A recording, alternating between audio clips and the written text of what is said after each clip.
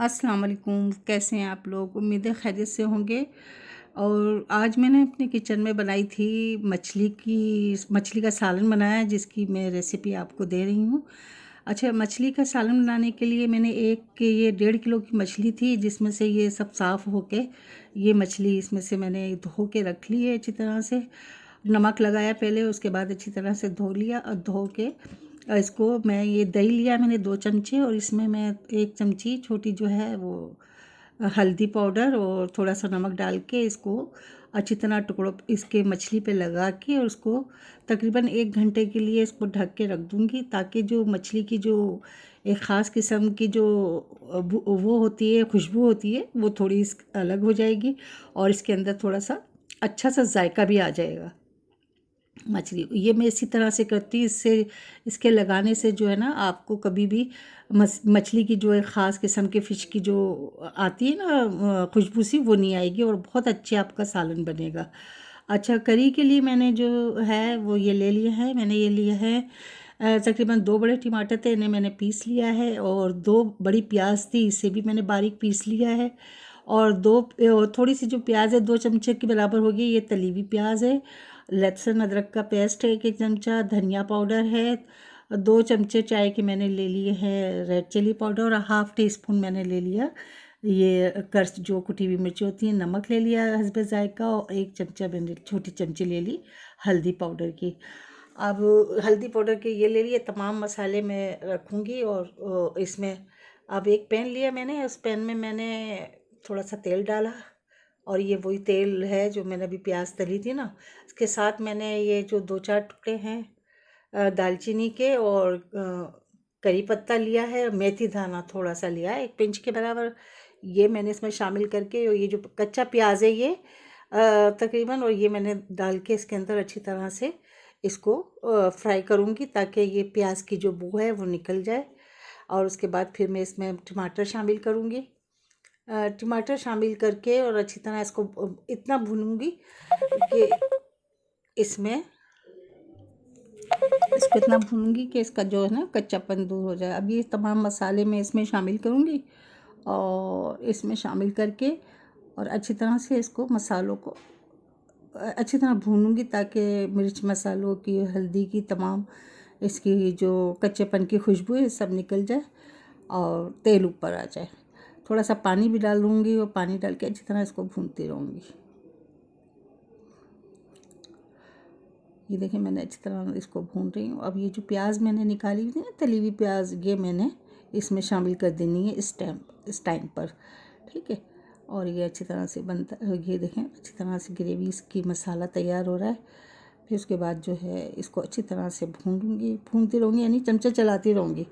और ये मैंने लिया है तकरीबन 200 ग्राम दही है, जिसको मैंने फेंट लिया है, और इसको मैं पूरा एक साथ नहीं डालूँगी, थोड़ा 2-2 3-3 चमचे करके मैं डालूँगी, और इसको भूनती रहूँगी। फिर इसका अच्छी तरह से वो हो जाएगा, फिर मैं डालूँगी इसी तरीके से इसको मैं डाल के अच्छी तरह से मसाला भून लूँगी दही डाल के ना। और ये देखें, इस तरह से तमाम अच्छी तरह से भून के फिर मसाला भूनूँगी अच्छी तरह से।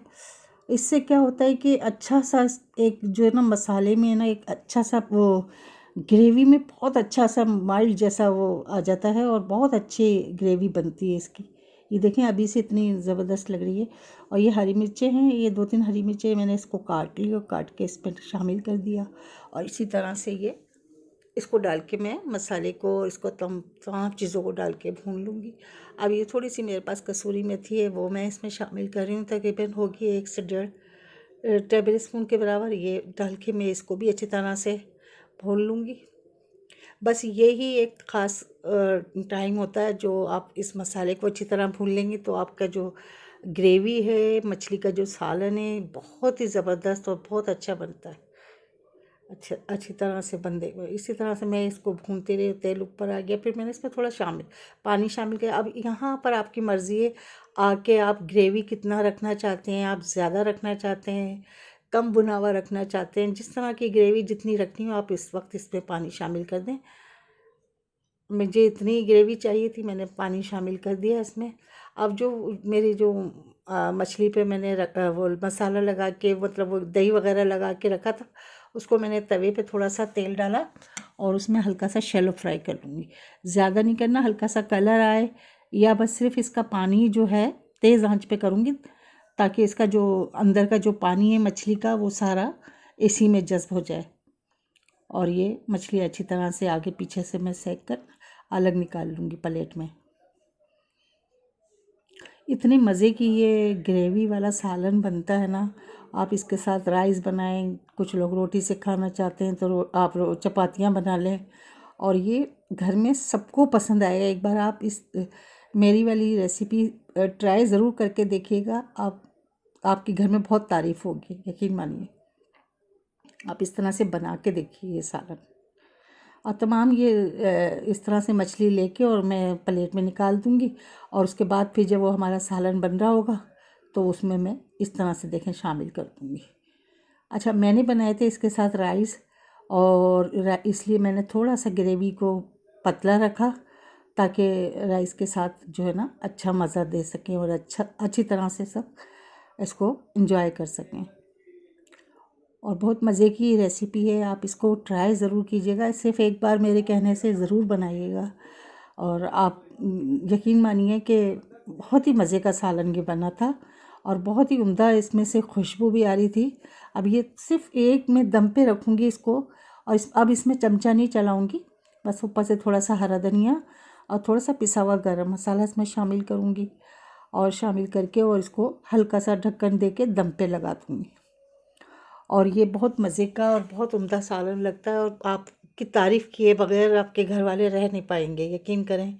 इतना मज़े का ये ग्रेवी वाला सालन लगता है, और बिल्कुल बेहतरीन है। आप रेसिपी पसंद आए तो इसे ट्राई ज़रूर कीजिएगा और लाइक ज़रूर कीजिएगा। अल्लाह।